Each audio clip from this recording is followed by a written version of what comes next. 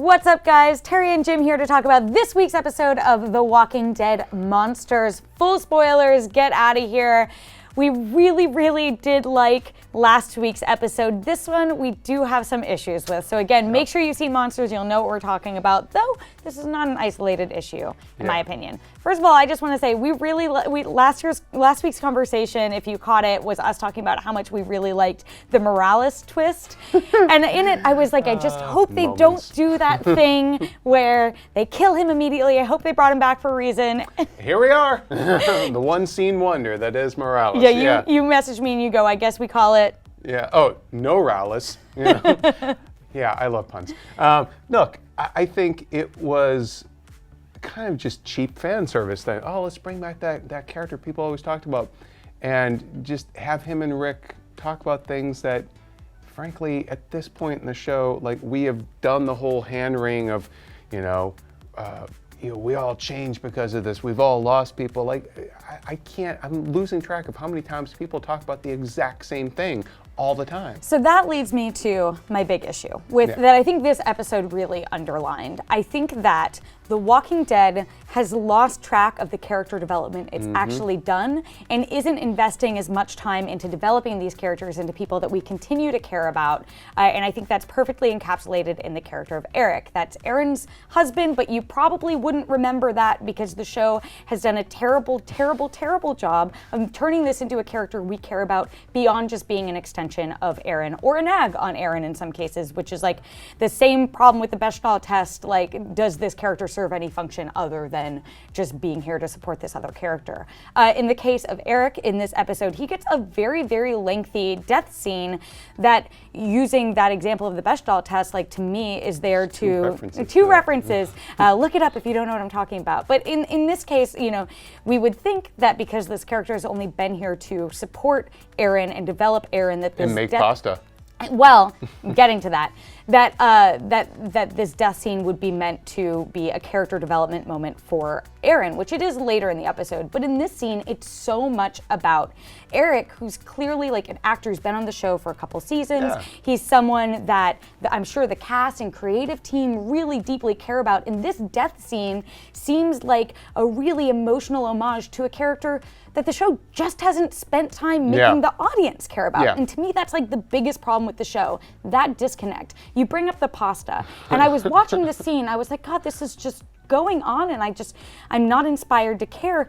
To me, I asked you like early before we were filming this, what is the one scene that you can remember this character being in? And what was it? So it was the spaghetti dinner, right? When they have Daryl over. The thing about that is that episode, which I agree is the only scene the show has ever really spent developing Eric as a character, was season 5, episode 13, I believe. And we're now 3 episodes into season 8. Yeah. And if you've spent that much time not making me care about a character or even remembering, I had to look up what his name was. I asked someone else, they're like, oh, that's Nick. And I was like, no, that's Eric. Like, you can't even tell the difference between these. Like, to me, that is such a failing on the part of a show. And I think you see that across the board, not just in this episode, not just in this season, and last season, and season 6 a little bit as well, is they're just like losing this has turned into a rant, I apologize, but they're just like losing the thread of actually developing the characters. And instead, they're just presenting characters that they assume we care about, but don't actually put any effort into making sure we care. And they're not even among our core group of characters that we do care about. They're kind of being repetitive in the material that they've been giving them.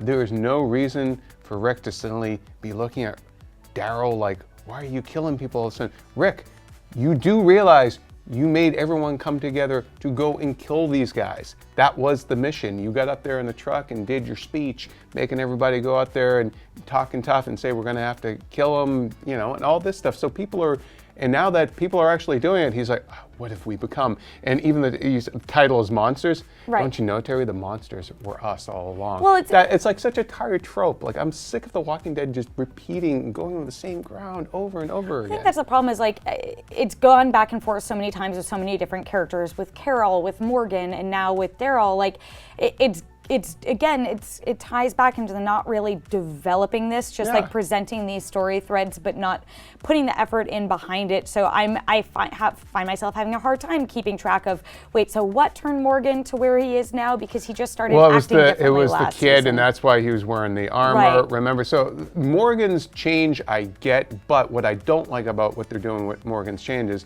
now I'm just crazy, and I'm going to be like back Carol. to clear mode, which well, again, he's going to was be like seasons Carol ago. and just, what is he going to quit the team, go live in a cabin again for a while? Like, you're just going over ground that if you haven't already done with that character, you did with another character a season or so ago. And in fact, we're 3 episodes into the season now. Has anything actually happened? Has the needle moved at all in the story? The exact same stuff has been happening since the first episode. The most notable thing is that it seems as though there's a spy within Rick's group.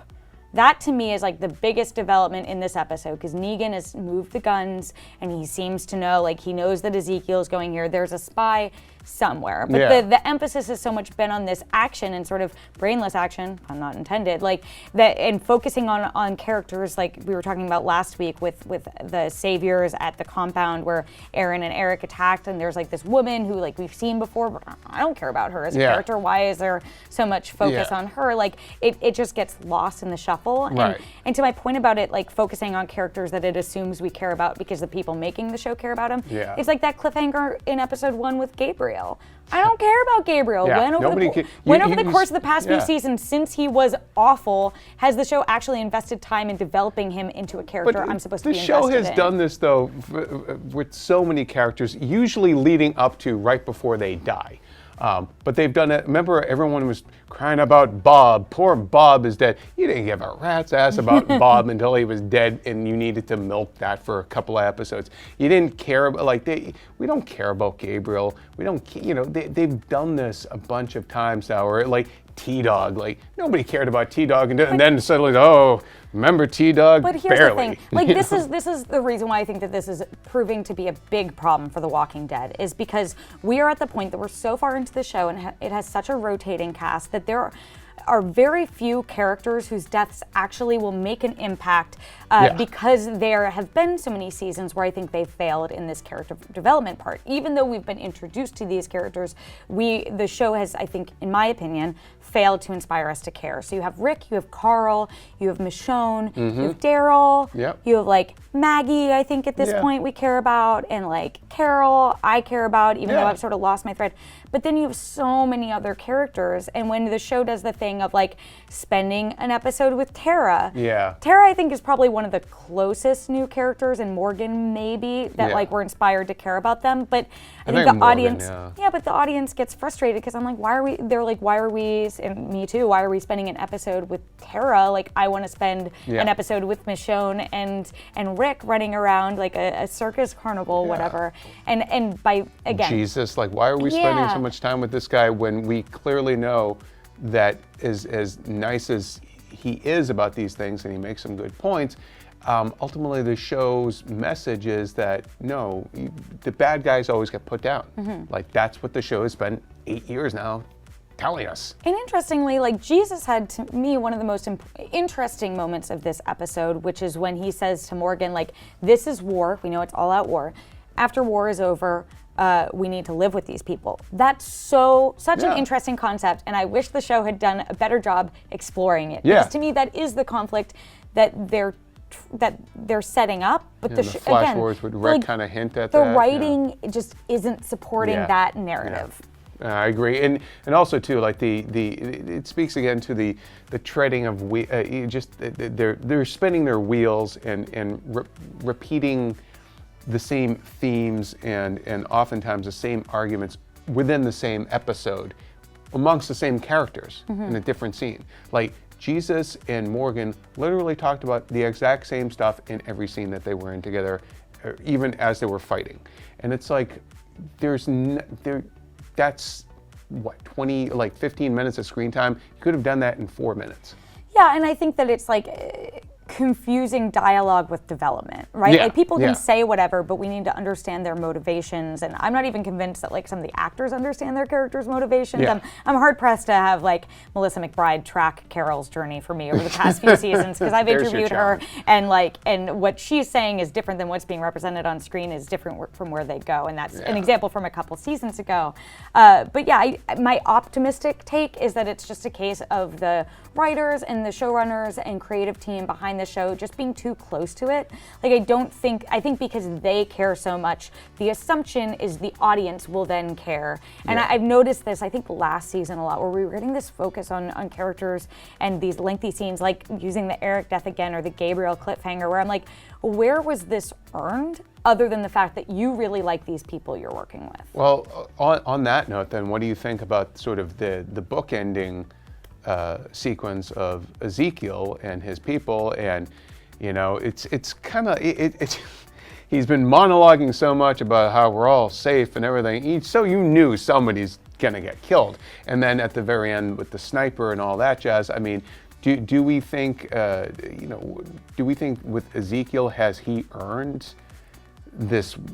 Because I think I know where they're going to end up going with this character. Like, do you think they've earned that now with him? I think that it's just been very drawn out. Even that storyline has been stretched out over 3 episodes for the payoff. So I sort of was like, wait, where were they even going to begin with?